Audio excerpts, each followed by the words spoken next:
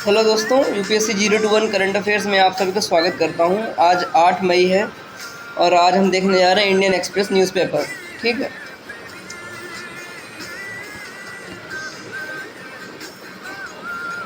देखो ये जो न्यूज़ है ना, China sentences former defence ministers to death with 2 year reprieve. Basically reprieve का मतलब क्या होता है, इसलिए मैंने इसको गोला लगाया हुआ है। रिप्रीव का मतलब क्या होता है, जब किसी को कोई कोई कठोर सज़ा दे दी जाती है, जैसे कि डेथ की सज़ा, तो उस डेथ की सज़ा इम्प्लीमेंट होने से पहले कुछ मोहलत दे दी जाती है। जैसे इनको 2 साल का पीरियड दे दिया गया है कि 2 साल जी लो तुम लोग, उसके बाद तुम लोगों को एग्जीक्यूट कर दिया जाएगा। हमारे लिए जो सबसे ज़रूरी काम ये है कि GS4 में कोट करने के लिए एक करप्शन वाला टॉपिक रहता है। उस करप्शन वाले टॉपिक में आप चाइना को कोट कर सकते हो, because China is aggressively punishing the people who are engaged in corruption practices, है ना। तो ये एक एग्जांपल है। हालांकि इनके मेथड्स कुछ ज़्यादा ही क्रूअल हैं, तो वो एक अलग इश्यू है। बट ब्रॉड करप्शन क्रैकडाउन के जो कॉन्सेप्ट है, मतलब बेसिकली उस पर्पज़ से आप चाइना को कोट कर सकते हो। देन साउथ कोरिया में क्या है कि एक रोबोट बनाया गया जिसका नाम गाबी है, गाबी। और ये गाबी रोबोट जो है द रोबोट बुद्धिस्ट मॉन्क, मतलब बेसिकली ये it is the first Buddhist monk robot, है ना। बस ये इसमें जानकारी जानने लायक है।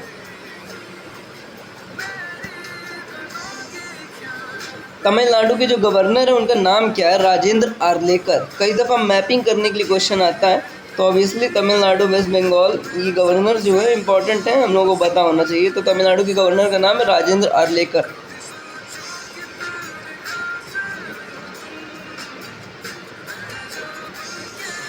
देखो ये न्यूज़ NCRB रिपोर्ट अभी आई है। NCRB रिपोर्ट के ऊपर बहुत सारी चीज़ें ऐसी हैं जिनके ऊपर फ्रिक्वेंटली आर्टिकल लिखे जाएंगे, बिकॉज ये डेटा है ना, तो उसके आप कुछ चाहो तो छोटे छोटे नोट्स बना सकते हो। मेरा सजेशन ये होगी, जो हेडिंग्स लिख के आती हैं ना, उन्हीं को आप नोट डाउन कर लो, या तो किसी रिपोर्ट को पढ़ भी सकते हो। जो पूरी रिपोर्ट आ गई वो भी पढ़ सकते हो, उसका डेटा सदाबहार डेटा है, कभी भी यूज़ कर सकते हो। एक दो डेटा मैं बता दे रहा हूँ, अलग से कोई अच्छा आर्टिकल आएगा तो उसमें से भी पढ़ सकते हो। लेकिन ये चूँकि प्रीलिम्स वगैरह में नहीं आता, इसलिए मैं बहुत ज़्यादा डीप इसको स्टडी नहीं किया, क्योंकि मेंस लिखते वक्त क्या होता है ना, आपको थोड़ा सा डेटा रिफ़र कर लेना चाहिए क्राइम के ऊपर अलग से। मतलब ऐसा नहीं है कि आप इसका गहन अध्ययन कर लोगे तो मेंस में बहुत मदद मिल जाएगी, ऐसा कुछ नहीं। टाइम बर्बाद होता है यहाँ पर। जब तुम मेंस देने जाना तो क्राइम से रिलेटेड अलग से उसी समय सर्च कर लेना कि NCRB ने की लेटेस्ट रिपोर्ट क्या बोलती। ठीक है, ये अप्रोच मैं प्रैक्टिकल अप्रोच बता रहा हूँ, अदरवाइज़ आप पढ़ भी सकते हो। देखो 546 people die daily in traffic accidents, road deaths accounts for 88% NCRB report. तो ये तो तुम लोगों के लिए, लेकिन मेरी तरफ से एडिशन ये है कि रोड के ऊपर ना सरकार एक स्कीम लेकर आई थी जिसका नाम था PM राहत। तो उसमें अपन को ये बस पता होना चाहिए कि जो PM राहत योजना है ना, उसमें कितने का मुआवजा या फिर कितने की मदद प्रोवाइड करती है सरकार। तो वो 1.5 लाख की मदद प्रोवाइड करती है, जिसको आप विदिन 7 डेज़ क्लेम कर सकते हो, है ना। और एक चीज़ ये भी है कि जब किसी व्यक्ति का अगर एक्सीडेंट हो जाता है, तो आप उसका हेल्पलाइन नंबर 112 इसको डायल करके सूचना दे सकते हो। तो ये मैं पब्लिक हेल्प के लिए ये चीज़ ऐड किया हूँ इसमें। ठीक है, बाकी और चीज़ जान लो कि महिलाओं के ऊपर जो है अत्याचार है, जो मैक्सिमम क्या बोल देंगे, वायलेंस अगेंस्ट वीमेन है, that is committed by their husbands, 42%। So एक डेटा, ये रिसेंट डेटा जिसको मैं पढ़ करके सोचा कि बताओ, who is your biggest enemy, your पति परमेश्वर।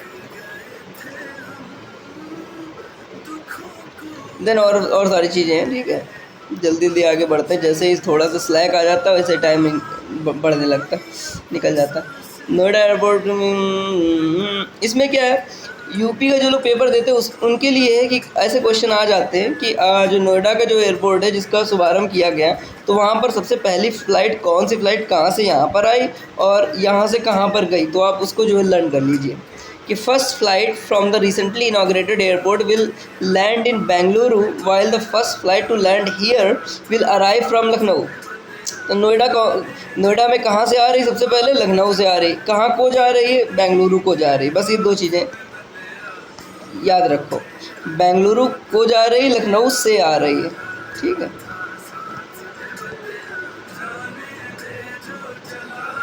ऑपरेशन सिंदूर अचानक से कितना ज़्यादा न्यूज़ में आ गया।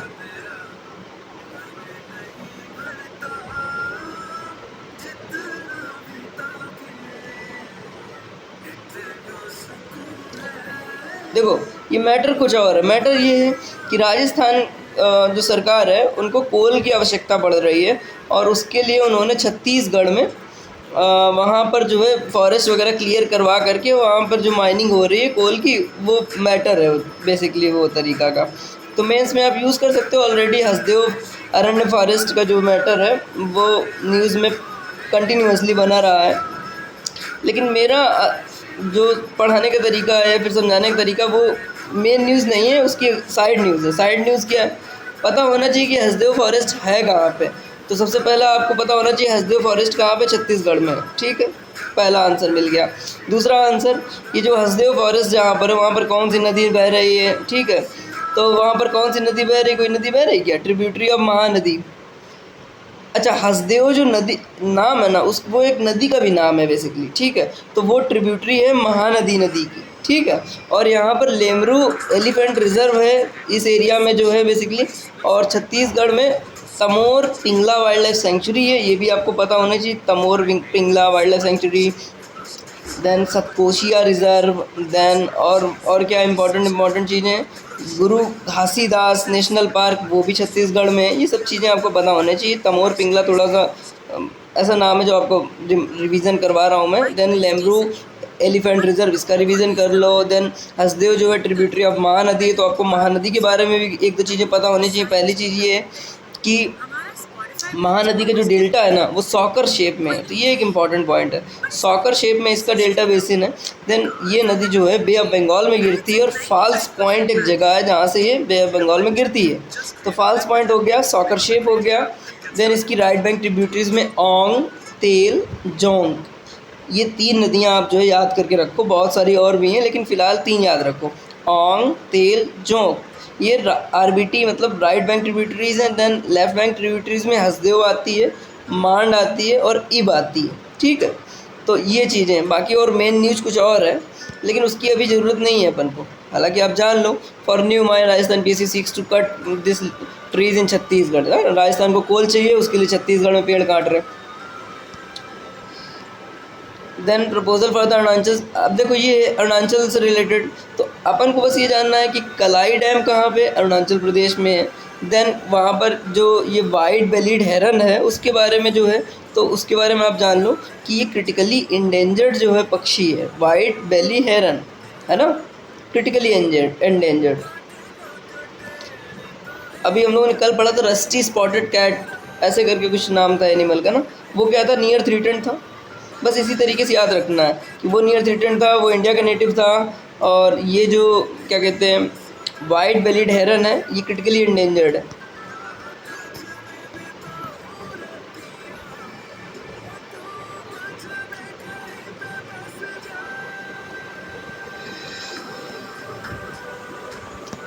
ये मैंने क्यों हाईलाइट किया, there are some major ideas जिनके ऊपर क्वेश्चन बनाए जाते हैं, जिनके ऊपर चीज़ें पूछी जाती हैं। उन मेजर आइडियाज़ पे आप थोड़ा सा एडिशन डालो।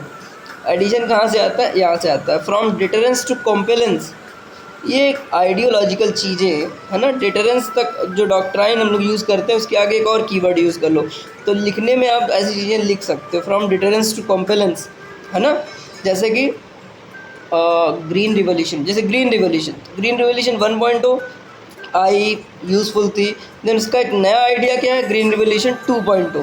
तो ग्रीन रिवोल्यूशन 2.0 क्या है, बेसिकली एवर ग्रीन रिवोल्यूशन की आइडिया पे बेस्ड है। तो ये होता है कुछ मेजर आइडियाज़, उनका एक्सटेंसन अगर अपन को याद रहेगा तो काम आता है काफ़ी।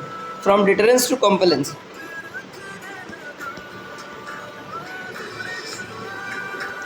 अब देखो ये जो आर्टिकल ना टेक्निकल आर्टिकल है, इसको मैं सोचता हूँ कि क्या कर दूँ, चैनल पे डाल दूँगा। ठीक है, कुछ जैसे अब ऐसे आर्टिकल्स जो हैं इनके नोट्स बना लेने चाहिए, ऐसा मुझे लगता है, क्योंकि एमॉक है, अब ये कभी भी आएगा, इसके जो नोट्स हैं they will always be remain pertinent, है ना। तो कुछ थोड़ा सा चेंज हो सकता है बट मेजर आइडियाज़ आपको समझ में आ जाएंगे। फ़िलहाल इसको समझ लो। क्या आपको ये पता है अल नीनो पैसिफिक में आता है। Then Indian Ocean dipole Indian Ocean में आता है। एमॉक किस में आता है? अटलांटिक ओशन में आता है।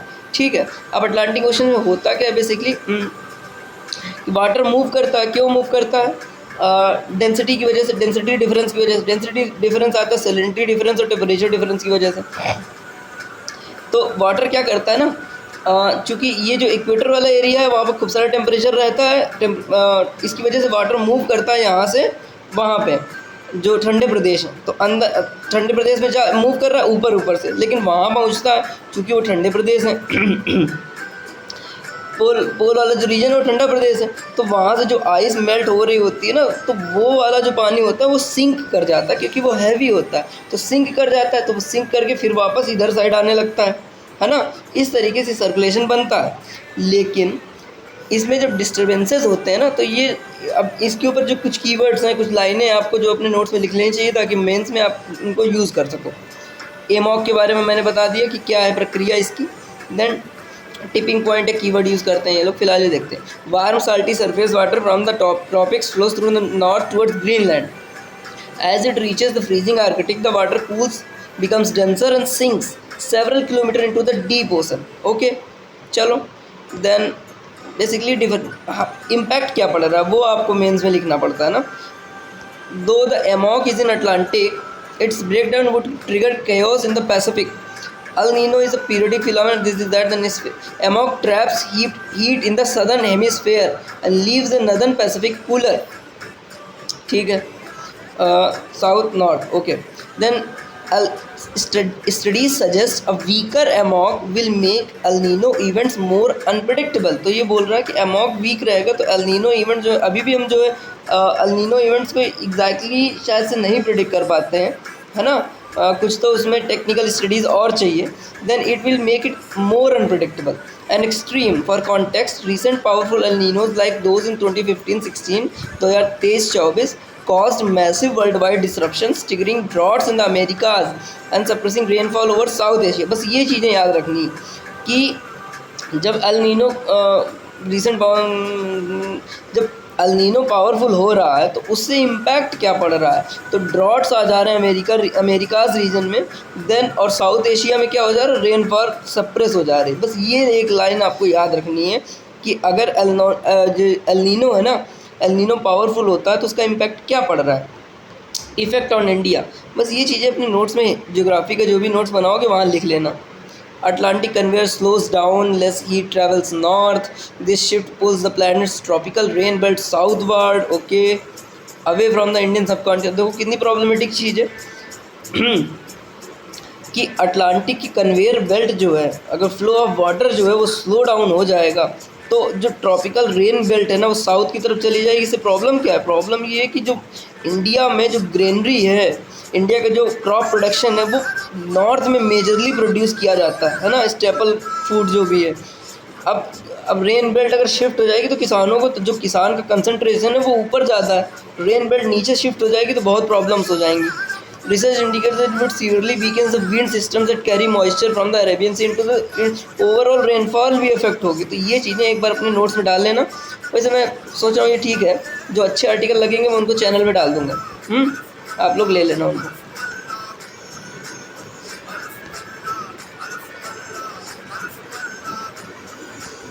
अब देखो ये हुआ, मैंने इसको पढ़ लिया कई दफ़ा। मैं जल्दी जल्दी पढ़ने की कोशिश करता हूँ तो मेरा उद्देश्य ये होता है कि प्रीलिम्स वाली चीज़ें पता चल जाए और मेंस से रिलेटेड अच्छी चीज़ें कुछ पता चल जाए।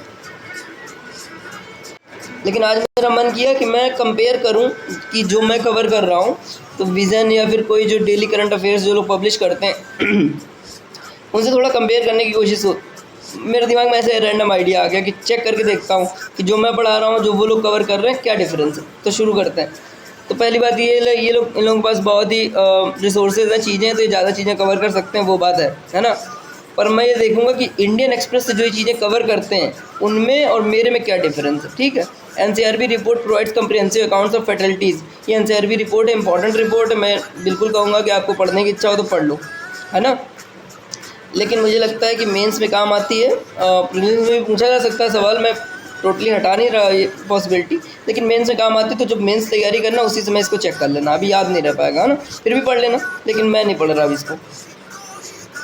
अगली देखते हैं। NCRB report observe decrease in suicide rate, बस इसकी हेडिंग पढ़ लो, इतनी काफ़ी। सुसाइड रेट डिक्रीज हुए, है ना। चलो,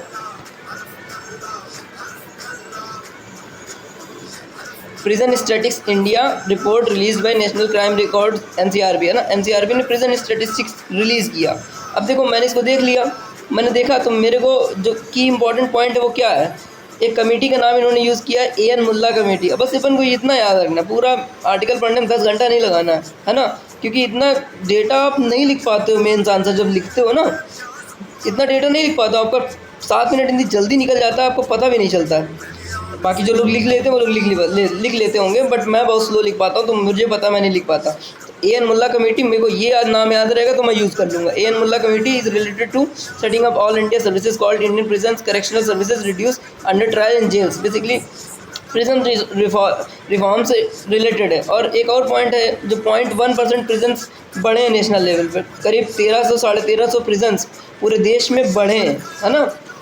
ठीक है, बस और देख लो, ये फास्टर मुझे पहले से पता है, fast and secure transmission of electronic record system of Supreme Court to resolve delays in communication of bail. पहले क्या होता था, जब तक हम सुप्रीम कोर्ट से बेल का जो ऑर्डर है वहाँ पर जाके सबमिट नहीं करते थे तब तक व्यक्ति को रिहा नहीं करते थे वो लोग। तो अभी क्या कर दिया, उसको इलेक्ट्रॉनिक कर दिया कि जैसे ही अप्रूव हो वैसे ही वो चीज़ जो इम्प्लीमेंट हो जाए वहाँ पर, है ना।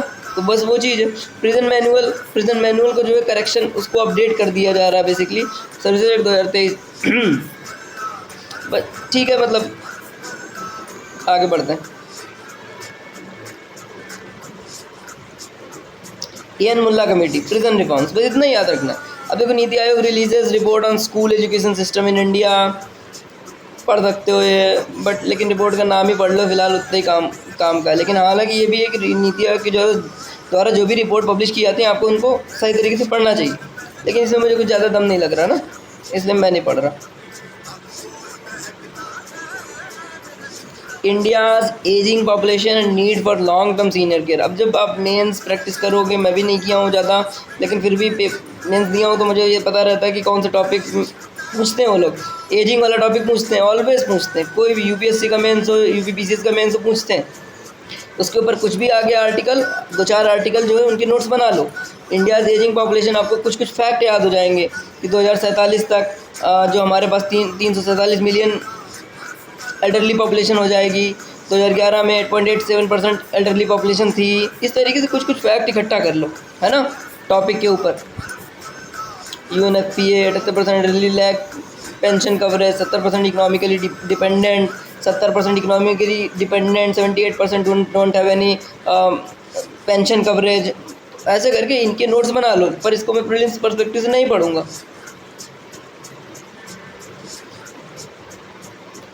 Places in news, Suriname 6 point approach, मेरे को काम का नहीं लग रहा, मैं नहीं पढ़ रहा। आपको पढ़ने का मन करे आप पढ़ लेना, ठीक है। बांग्लादेश तीस्ता, अब मेरे लिए काम का क्या है, काम का ये है कि तीस्ता एक ट्रांस बाउंड्री रिवर नहीं है, सिक्किम से ओरिजिनेट होती। तो ये चीज़ें काम की, बाकी आपको जो भी और चीज़ें पढ़नी हो आप पढ़ सकते हो, है ना।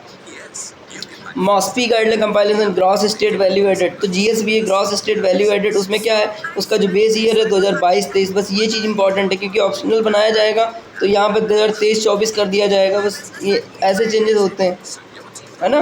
बाकी डीप में जिसको पढ़ना पढ़ सकते हो, मैं इसलिए बता रहा हूँ क्योंकि डीप में पढ़ने में बहुत टाइम लगता है ना, और उतना काम नहीं आता है। PMEGP स्कीम जो है, PMEGP स्कीम, अब ऐसी स्कीम जो सोशल जस्टिस वाला हमारा मेंस में टॉपिक रहता है वहाँ काम आती है। तो आपको 1-2 फैक्ट पता चल जाए तो बहुत अच्छी बात है। SC/ST पॉपुलेशन जो है 54% इसकी बेनिफिशरी है, फीमेल बेनिफिशरी इसके 40%, टोटल माइक्रो एंटरप्राइजेज इसके बेनिफिशरी है ना। और PMEGP जो इम्प्लीमेंट की जा रही है MSME मंत्रालय के द्वारा, तो ये चीज़ ठीक चीज़ है। जननी प्लेटफॉर्म मिनिस्ट्री ऑफ वीमेन लेकर नहीं आई है, इसको हेल्थ मंत्रालय लेकर आया है।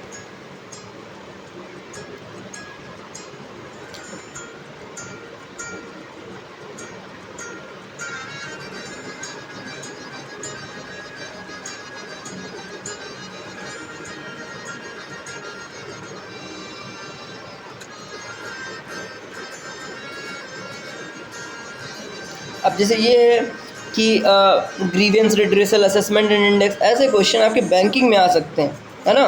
तो बैंकिंग का पेपर देना है RBI वगैरह, तो पढ़ना चाहिए इसको ध्यान से। है ना, क्योंकि इसमें मेंशन है कितने डायमेंशंस हैं, कितने इंडिकेटर्स हैं, लेकिन अपन उस और नहीं जा रहे हैं, इसलिए ज़्यादा डीप नहीं पढ़ेंगे। INS Sagar Dhwani, Vietnam step towards scientific cooperation, Sagar Maitri. Mahasagar का फुल फॉर्म याद होना चाहिए, very very important. Mutual and holistic advancement for security and growth across regions. इसके साथ तुम्हें ये पता होना चाहिए कि कब सागर से महासागर स्ट्रेटजी में ट्रांसफॉर्मेशन कब हुआ। टेक्नोलॉजी डेवलपमेंट बोर्ड, ये एक स्टैट्यूटरी बॉडी है। हसदेव अरन फॉरेस्ट, देखो ये इन्होंने कवर किया, ये हमने भी कवर किया। अब हम देखते हैं इन्होंने क्या कवर किया। Location spans Korba Surguja this. Fauna leopard, lungs of central India. हाँ ये मैंने तुम्हें नहीं बताया, बट हाँ ये इंपॉर्टेंट पॉइंट था, पढ़ा था मैंने, बताना भूल गया। Lungs of central India. Hasdeo river, Bango dam मेरे लिए काम का नहीं है। डिस्पर्सल। तो देखो अब इन्होंने क्या किया, इन्होंने थोड़ा सा बता दिया, लेकिन अपन ने इनसे थोड़ा सा बेटर रिकवर किया है ना, तो मुझे लगता है अपन ठीक चल रहा है। ये एंड हो गया यहाँ पे, ठीक है। तो ये आज का करंट अफेयर हो गया। इसका फ़ोटो खींचना हो तो खींच लेना। तो इसका मतलब ये है कि अपन सही चल रहे हैं, पूरा पेपर जिस तरीके से पढ़ना चाहिए सही तरीके से पढ़ रहे हैं। बस ये है कि थोड़ा सा अगर किसी एक किसी रिनाउंड कोचिंग को अगर अपन सप्लीमेंट कर लेंगे तो अपना थोड़ा सा और बेटर हो जाएगा ना। हालांकि टाइम लग जाता है, बट कोई नहीं, अपन धीरे धीरे इंटीग्रेट करने की कोशिश करेंगे। फ़िलहाल आज के लिए मैं रखता हूँ ये वीडियो। धन्यवाद। उम्मीद है ये वीडियो काम कर रहा होगा आज के दिन का। चलो बाय।